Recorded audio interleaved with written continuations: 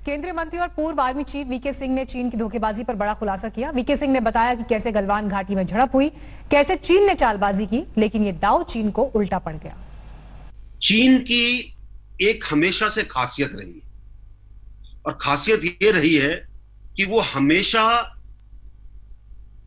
अपने claim line को आगे बढ़ा चढ़ाकर बताता है।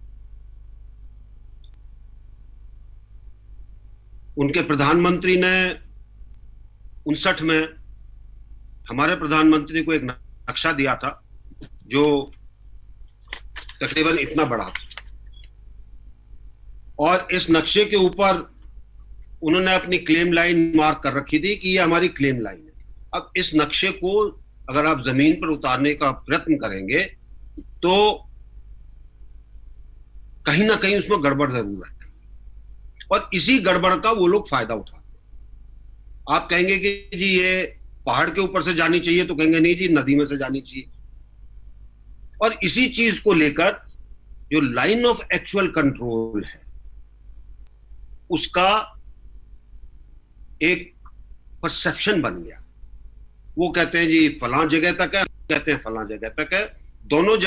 दोनों सेनाएं अपनी तरफ से कोशिश करती हैं कि वो जहां तक हम सोचते हैं वहां तक जाएं, वो सोचते हैं कि इधर तक आए। और इसीलिए खासकर गर्मियों के मौसम में जब पेट्रोलिंग ज्यादा होती है तब पेट्रोल आमने सामने आते हैं। क्लैश नहीं होता है लेकिन आमने सामने आते। पिछले 5-6 साल से धक्का मुक्की शुरू हुई। वो कहते हैं हमको आगे जाना, हमारे लोग उनको रोकते हैं। और अभी भी आपने देखा होगा, चाहे पेंगोंग त्सो का इलाका हो, चाहे गलवान का इलाका हो, चाहे हॉट स्प्रिंग कोंकाला का इलाका हो, चाहे देमचौक का इलाका हो, ये धक्का मुक्की करने की कोशिश करते हैं सिर्फ इसलिए कि हमको अपनी लाइन तक जाना है ताकि वो वहां पर फोटो खींच सकें। फोटो खींचकर फिर अगली मीटिंग के अंदर दिखाते हैं कि जी हमारा इलाका वहां तक था, देखिए हमारे सैनिक खड़े। ये उनका एक काम करने का तरीका है ताकि वो अपना हक, एक जो लाइन वो सोचते हैं वहां तक पहुंच सके। चीन ने 3 साल पहले, 2 साल पहले, 3 साल पहले अपने जो उनके कमांड जो सिस्टम था इलाकों का उसको रीऑर्गेनाइज किया था। पहले उनकी 7 कमांड हुआ करती थी। तिब्बत कमांड अलग थी, सिंकियांग की कमांड अलग थी। जब उन्होंने 3 साल पहले ऑर्गेनाइजेशन किया उसके अंदर इन्होंने दोनों को मिला दिया और इसको वेस्टर्न थिएटर कमांड का नाम दिया। ये वेस्टर्न थिएटर कमांड के जनरल जोंकी हैं जो कि शी जिनपिंग के ही नजदीकी इलाके के हैं और इनका फौज के अंदर काफी नाम हुआ है अलग अलग जगह पर। और लोगों का मानना था कि ये इनकी और पदोन्नति होगी और वो भी बड़े एम्बिशियस हैं जो चाहते हैं कि जल्दी से जल्दी उनके यहां अच्छी पदोन्नति तब मानी जाती है जब वो सेंट्रल मिलिट्री कमीशन में चला जाए। तो वो चाहते हैं कि जल्दी से जल्दी वो सेंट्रल मिलिट्री कमीशन में चले जाएं। तो उनकी भी इच्छा थी कि कुछ ऐसा करके दिखाएं कि सब लोग कहें कि बड़ा अच्छा जनरल है, इसने भारत को सबक सिखाया है, इसको सेंट्रल मिलिट्री कमीशन में लेना है। तो ये सब जो चीजें हुई हैं इसके पीछे एक आदमी की एम्बिशियस प्रवृत्ति भी है जिसके कारण ये सब कुछ हुआ है। और मेरा अपना मत यह है कि वो शायद सेंट्रल मिलिट्री कमीशन में अब उनको कोई ना ले, क्योंकि कोई देश नहीं चाहता कि उसको युद्ध करना पड़े, क्योंकि युद्ध किसी भी देश की आर्थिक स्थिति के लिए अच्छा नहीं। चाहे चीन हो, चाहे भारत हो, चाहे अमेरिका हो, चाहे रूस हो, पहले सब कोशिश करते हैं कि बाकी और चीजों से जो भी मतभेद है उनको दूर किया जाए और अगर मतभेद नहीं होते तो आखिरी विकल्प युद्ध होता है। और उन्होंने देख लिया है कि भारतीय सेना वो नहीं है जिसके बारे में उन्होंने 1962 के जो लड़ाई हुई, जिसमें उन्होंने देखा कि लोग बाग भाग रहे थे छोड़कर क्योंकि उनको हुक्म मिला था। आज नेतृत्व उस प्रकार का नहीं है। आज हमारा सैनिक जो उसको सम्मान चाहिए तकरीबन तकरीबन उसके पास है, और क्षमता हमारी 1962 से कहीं ज्यादा है। 1962 में अगर हमने एयरफोर्स का इस्तेमाल किया होता तो शायद रिजल्ट दूसरा होता, लेकिन उस समय जो राजनीतिक नेतृत्व था वो कुछ और सोचता था। और मेरे ख्याल से आज जो हमारा राजनीतिक नेतृत्व है वो अगर जरूरत पड़ेगी तो जितने भी हमारे पास विकल्प हैं सब विकल्पों के इस्तेमाल के बारे में वो तैयार है। 15 तारीख को जब शाम के समय हमारे लोग देखने गए, कमांडिंग ऑफिसर देखने गए, क्योंकि जिम्मेवारी का इलाका उनका था कि चीन के लोग वापस गए कि नहीं, तो उन्होंने देखा कि चीन के पूरे लोग वापस नहीं गए। वो PP-14 के नजदीक ही दिखाई दे रहे। और एक जो उनका तंबू उन्होंने हमसे इजाजत लेकर लगाया था ताकि वो देख सकें कि हमारे लोग पीछे गए कि नहीं, वो अभी तक हटा नहीं था। कहा सुनी हुई, तंबू हटाने का हुक्म दिया हमारे कमांडिंग ऑफिसर ने, और जब वो तंबू हटाने लगे चीनी सैनिक, उस तंबू में आग लग गई। उन्होंने क्या रख रखा था किसी को नहीं। अब आप इस चीज के बारे में सोच विचार करिए। आपका तंबू है, आपसे 100-200 गज, वहां कहा सुनी हो रही है, थोड़ी देर में तंबू उखड़ रहा है और उसमें आग लग जाती है। पहला ख्याल जो सबके मन में आएगा, उन्होंने आग लगाई है, ऐसा ही है ना। तो उसके अंदर वहां पर झड़प हुई, और इस झड़प के अंदर हमारे लोग चीनियों के ऊपर हावी हुए। चीन ने अपने और लोग बुलाए, हमारे लोगों ने भी अपने और लोग बुलाए। चीन के लोग, क्योंकि उनकी तरफ रास्ता थोड़ा ठीक था, थोड़ा जल्दी आ गए। उसके बाद जब हमारे लोग आए तो तकरीबन रात के समय अंधेरे में दोनों सेनाओं के सैनिकों के बीच में जो उनके पास था, हथियार इस्तेमाल करने की इजाजत नहीं है क्योंकि एग्रीमेंट किया हुआ है, और अंधेरे में जहां 500-600 लोग इकट्ठे गुत्थम गुत्था हो रहे हो, एक आदमी अगर इस्तेमाल कर ले हथियार तो आप सोचिए उसका क्या असर हो। तो जो कुछ भी वहां पर हुआ, चीनी सैनिक ये सोचकर आए थे कि वो हमारे लोगों पर हावी हो जाएंगे, लेकिन ऐसा हुआ नहीं।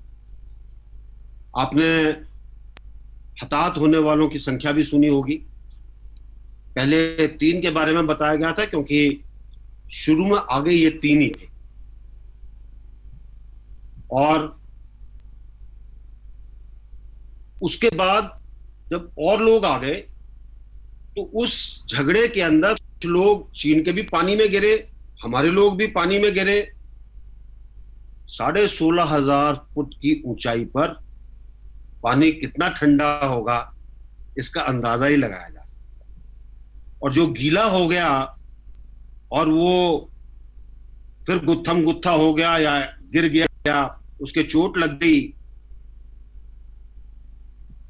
उस ऊंचाई के ऊपर, तो उसकी सुबह क्या हालत होगी वो आप अंदाजा लगा। और इसीलिए जो बाकी 17 आदमी जो हमारे शहीद हुए, टोटल 20 थे, 17 जो शहीद हुए, उसके अंदर ज्यादातर ये 17 वो थे जिनके कुछ चोट लगी, जो गीले हो गए और पूरी रात खुले के अंदर वहीं पर रहे। इसी तरीके से 70 के करीब और थे जो गीले हुए या जिनके चोट लगी, जो पूरी तरह से संभल नहीं पाए, और उस ऊंचाई के ऊपर उनकी तबीयत खराब हो गई। और इसीलिए जब हमारी कैजुअलिटी फिगर आती है तो इसके बारे में बताते हैं। लेकिन चीन की जैसी खासियत रही है, वो आपको कभी नहीं बताएगा कि उनके कितने लोग हताहत हुए, कितने लोग मरे, कितने लोग नहीं मरे। लेकिन जिस तरीके से लोग बाग पानी में गिरे थे या पत्थर से गिरे थे या हमारे लोगों ने जिनकी गर्दनें तोड़ी थी, उसका अगर आंकलन किया जाए तो जो एक शुरू के अंदर एक जो संख्या आई थी 40 से ज्यादा की, वो संख्या सही है। उससे ज्यादा हुए होंगे उसकी हम बात नहीं करते, क्योंकि उसके बारे में जिस तरह हमारे ये बाकी 70 के करीब जो गीले होकर बीमार हुए और उनको हॉस्पिटलाइजेशन की आवश्यकता पड़ी, ऐसे ही उनके लोग भी थे।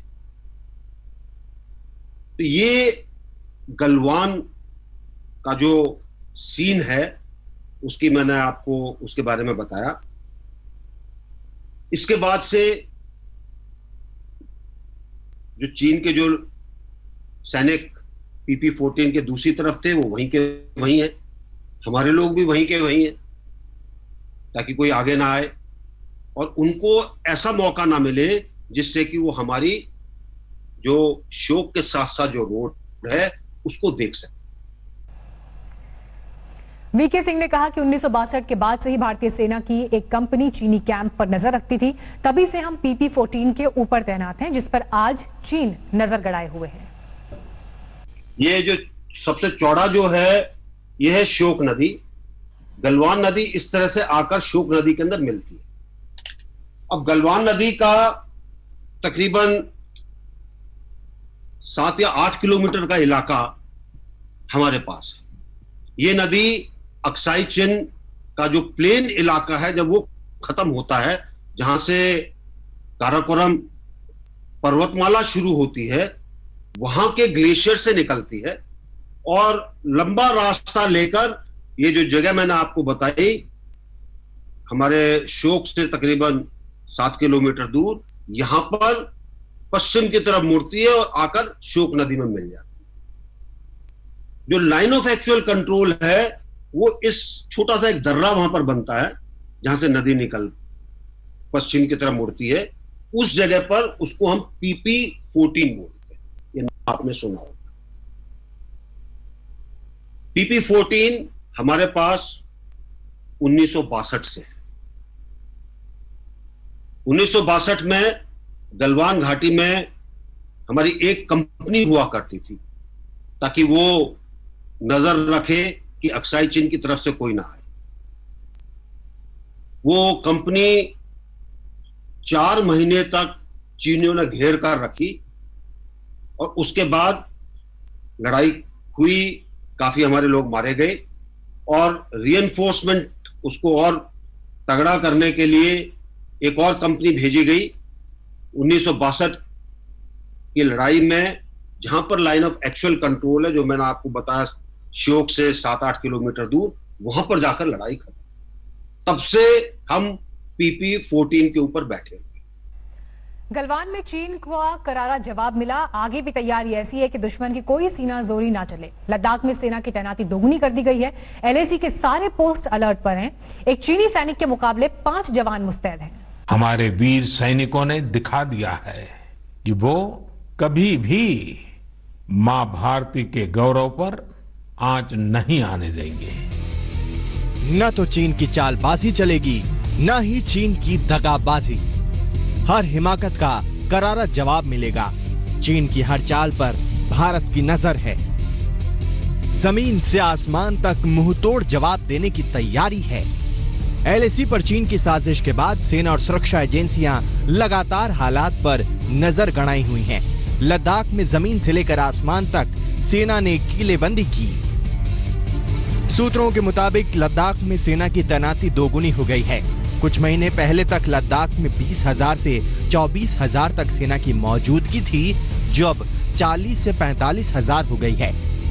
यहाँ तैनात ITBP के जवानों की संख्या भी बढ़ा दी गई है। चीन के 1 जवान के मुकाबले भारत ने 5 जवान LAC पर तैनात किए हैं। गलवान घाटी के पेट्रोल पॉइंट 14 पर जहां 15 जून को झड़प हुई थी वहां स्थिति अभी भी बहुत तनावपूर्ण बनी हुई है। हालांकि चीनी सेना कुछ कदम पीछे हटके लाइन ऑफ एक्चुअल कंट्रोल की अपनी तरफ गई है, लेकिन वहां पर अभी भी उनके सैनिकों की तादाद बहुत ज्यादा है और वहां पर उन्होंने एक अपना कैंप बना लिया है। इसके चलते भारतीय सेना भी वहीं पे डटे हुए हैं और दोनों तरफ से 1000 और 1200 के बीच में सैनिक अभी भी बने हुए हैं।